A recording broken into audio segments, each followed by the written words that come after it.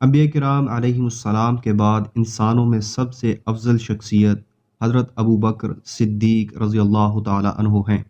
جنہیں رسول اللہ صلی اللہ علیہ وسلم اپنا خلیل بنانا چاہتے تھے، جن کو قرآن کریم میں اللہ نے سچائی کی تائید کرنے والا اور حق و سچ کا پیکر و پرتو قرار دیا،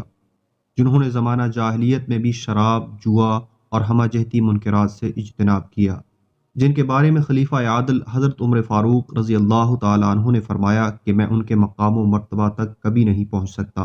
وہ جنہیں آپ صلی اللہ علیہ وسلم نے مسلمانوں کی امامت تفویض کی،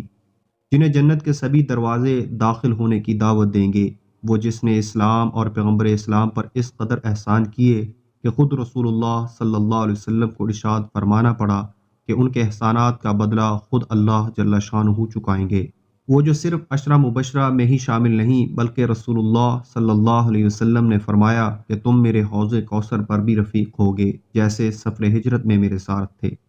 وہی کے بعد رسول اللہ صلی اللہ علیہ وسلم کی گھبراہٹ زائل کرنے کے لیے ام المؤمنین حضرت خدیجہ رضی اللہ تعالی عنہا نے جو آپ صلی اللہ علیہ وسلم کی صفات بیان کی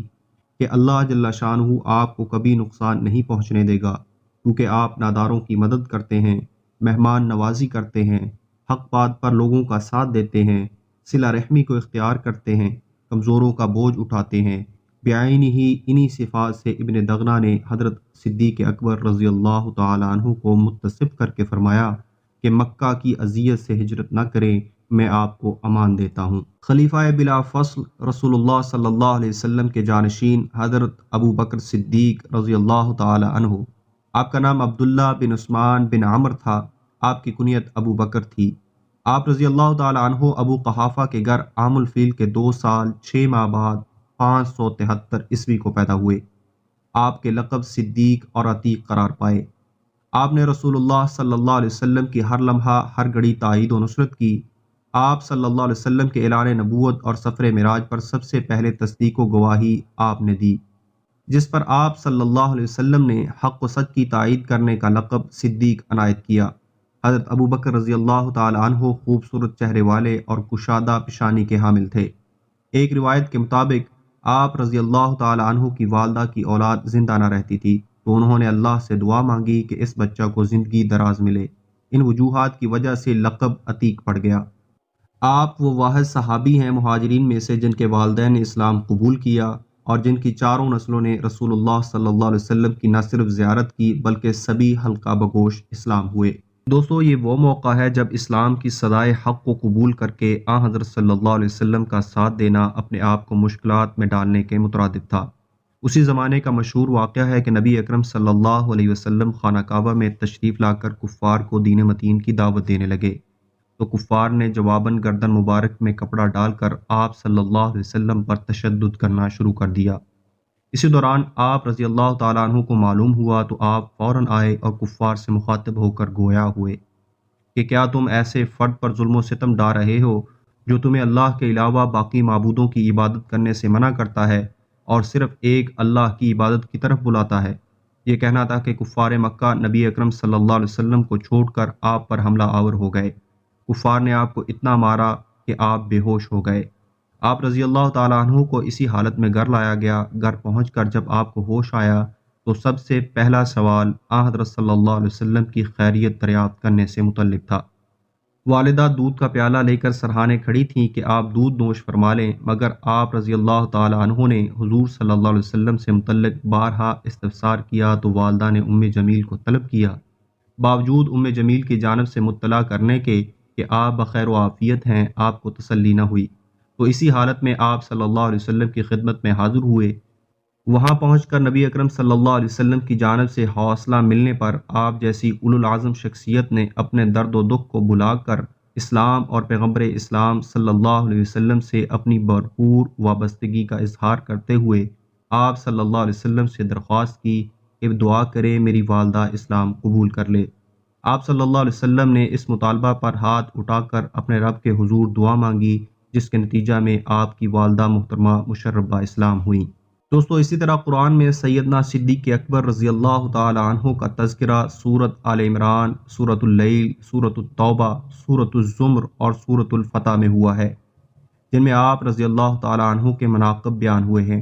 کہ سفر ہجرت کے موقع پر آپ رضی اللہ تعالیٰ عنہ دشمنوں کے غار ثور کے دہانے پر پہنچنے کی وجہ سے غمگین ہوئے اور کہنے لگے، اگر دشمن نے ہمارے قدموں کو دیکھ لیا تو پہچان لیں گے۔ تو آپ صلی اللہ علیہ وسلم نے فرمایا، ان دو کے بارے میں کیا خیال ہے جن کا تیسرا اللہ ہے؟ مفسرین نے لکھا ہے کہ لا تحزن ان اللہ معنا کا ارشاد ہوا، مطلب یہ ہے کہ سیدنا صدیق اکبر کو اپنا خوف اور اپنی فکر نہیں تھی، بلکہ پریشان تھے تو رسول اللہ صلی اللہ علیہ وسلم سے متعلق تھے، کہیں دشمن آپ صلی اللہ علیہ وسلم کو نقصان نہ پہنچا دے۔ اسی طرح کفار کی جانب سے اللہ جل شانہ کا تمسخر اڑایا گیا تو اس معاملہ کا تصفیہ اللہ جل شانہ نے قرآن میں آیت کریمہ نازل کر کے کیا۔ آپ رضی اللہ تعالیٰ عنہ کی جانب سے راہ خدا میں صدقہ و خیرات کی گواہی سورۃ اللیل میں دی گئی۔ سورۃ الزمر میں آپ رضی اللہ تعالیٰ عنہ کے پیکر صداقت ہونے کو بیان کیا گیا۔ سورۃ الفتح میں آپ کی معیت و صحبت کا تذکرہ ہوا۔ سیدنا صدیق اکبر رضی اللہ تعالیٰ عنہ کے قبول اسلام کے بعد حالات کا اگر جائزہ لیا جائے تو غیرت و حمیت اور شجاعت جیسے عالی اوصاف سے آپ کا دامن بھرا ہوا نظر آتا ہے۔ آپ نے مردوں میں سب سے پہلے اسلام قبول کیا اور آپ کی دعوت پر حضرت عثمان، حضرت ابو عبیدہ، حضرت عبد الرحمن بن عوف جیسے جلیل القدر صحابہ حلقہ بگوش اسلام ہوئے۔ آپ نے قبول اسلام کے بعد جان و مال سب کچھ اسلام پر قربان کر دیا۔ دشمنان اسلام کے چنگل میں پھنسے مظلوم مسلمان، مؤذن رسول حضرت بلال بن ابی رباح، حضرت زنیرہ، آبن بن فہیرہ، ام عبیس وغیرہ مسلم غلاموں کو مشرکین کی قید سے نجات دلانے کے لیے فدیہ ادا کیا۔ آپ نے اپنے سارے گھرانے کو خدمت اسلام اور پیغمبر اسلام کے لیے وقف کر دیا۔ رسول اللہ صلی اللہ علیہ وسلم کے عقد میں اپنی لخت جگر ام المؤمنین حضرت عائشہ صدیقہ رضی اللہ تعالی عنہا دی۔ اللہ جل شانہ نے قرآن کریم کی سورۃ نور کی 18 آیات میں سیدنا ابو بکر صدیق کی لخت جگر کی فضیلت کو بیان کیا۔ سفر ہجرت میں آپ رضی اللہ تعالی عنہ نے دل جمی کے ساتھ آپ صلی اللہ علیہ وسلم کی خدمت کی۔ جب بھی آپ صلی اللہ علیہ وسلم نے اشاعت اسلام کی خاطر مسلمانوں سے صدقہ دینے کی التجا کی تو آپ رضی اللہ تعالی عنہ نے سب سے زیادہ مال پیش کیا۔ سیدنا صدیق اکبر رضی اللہ تعالی عنہ کی وفات کا سلسلہ ہجرت اور دیگر مراحل سے ہوتے ہوئے پیغمبر علیہ الصلوۃ والسلام کی رحلت تک جا پہنچا۔ حضرت صلی اللہ علیہ وسلم کے وصال کے بعد تمام صحابہ اکرام اس قدر رنجیدہ ہوئے کہ اپنے ہوش و حواس کھو بیٹھے، یہاں تک کہ سیدنا عمر فاروق جیسے مضبوط قوت و جسم کے مالک اور بہادر بھی اس اعلان سے اس قدر متاثر ہوئے کہ ہاتھ میں بے نیام تلوار لے کر یہ کہنے لگے، جس شخص کو میں نے یہ کہتے ہوئے سن لیا کہ آپ صلی اللہ علیہ وسلم وفات پا گئے ہیں تو میں اس کا سر قلم کر دوں گا۔ اس موقع پر بھی سیدنا صدیق اکبر رضی اللہ تعالی عنہ نے اپنی فطری بصیرت اور اصابت رائے کا عملی مظاہرہ کرتے ہوئے تمام صحابہ کرام رضوان اللہ علیہم اجمعین کو جمع کر کے خطبہ ارشاد فرمایا، لوگوں سنو، جو لوگ تم میں سے آپ صلی اللہ علیہ وسلم کی عبادت کیا کرتے تھے تو آپ صلی اللہ علیہ وسلم وفات پا گئے ہیں، اور جو لوگ اللہ جل شانہ کی عبادت کرتے تھے تو یاد رکھو اللہ زندہ ہے اور اللہ کی ذات کو کبھی موت نہیں آئے گی۔ اس کے بعد قرآن پاک کی آیات تلاوت فرما کر اپنی بات کو مزید مؤثر کر دیا۔ یہ خطبہ اور اس میں تلاوت کی گئی آیات سنتے ہی صحابہ کرام کو اتنا حوصلہ ملا، اکثر صحابہ کرام فرمانے لگے، یوں معلوم ہوتا ہے کہ قرآن پاک کی یہ آیت ابھی نازل ہو رہی ہے۔ نبی مکرم صلی اللہ علیہ وسلم کی وفات کے اتنے جان لیوا حادثے کے بعد اتنے بلند حوصلے اور عزائم کا اعادہ کوئی حلیم طبع اور صابر انسان ہی کر سکتا ہے جو رسول اللہ صلی اللہ علیہ وسلم کے بعد امت کی قیادت سنبھالنے کا حقدار ہے۔ حضور صلی اللہ علیہ وسلم کی وفات کے بعد جب آپ رضی اللہ تعالیٰ عنہ کو خلیفہ منتخب کر لیا گیا تو بہت سے خطرناک فتنوں نے مسلمانوں کو گھیر لیا۔ کہیں فتنہ ارتداد پیدا ہو گیا تو کہیں منکرین زکوٰۃ نے اسلام کے بنیادی فریضے زکوٰۃ کی ادائیگی سے انکار کر دیا۔ اسی طرح جھوٹے مدعیان نبوت کی قوت بھی مضبوط ہونے لگی۔ اسی پر معاملہ ختم نہیں ہوا بلکہ مرتدین، منکرین زکوٰۃ اور جھوٹے مدعیان نبوت جیسے داخلی فتنوں کی یکساں سرکوبی کے لیے آپ رضی اللہ تعالیٰ عنہ نے 11 لشکر تشکیل دیے۔